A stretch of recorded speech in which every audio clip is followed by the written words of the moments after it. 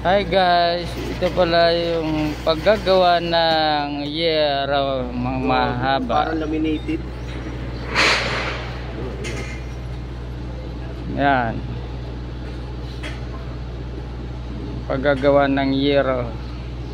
Pag mahaba, nakarolyo muna kasi ang haba di pwedeng isakay sa sasakyan. Ayun yung nakarolyo, tapos ilalagay dito sa parang machine. Ano nila, yung machine na para magkaroon ng alulot. Ayun ang tawag. Yan.